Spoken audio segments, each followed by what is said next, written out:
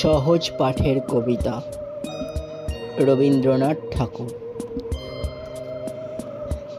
ওইখানে মা পুকুর পাড়ে জিওল গাছের বেড়ার ধারে হোতায় হব বনবাসী, কেউ কোথাও নেই। ওইখানে ঝাউতলা জুড়ে বাঁধব তোমার ছোট্ট কুড়ে, শুকনো পাতা বিছিয়ে ঘরে থাকবো দুজনেই। বাঘ ভাল্লুক অনেক আছে, আসবে না কেউ তোমার কাছে, দিন রাত্রির কোমর বেঁধে থাকবো পাহারাতে।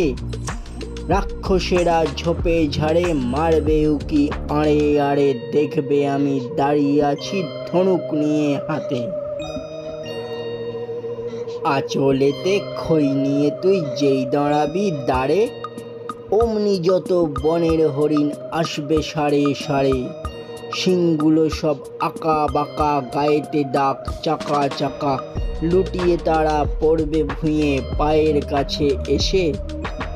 ওরা সবাই আমায় বোঝে, করবে না ভয় একটুও যে, হাত বুলিয়ে দেব গায়ে বসবে কাছে ঘেঁষে।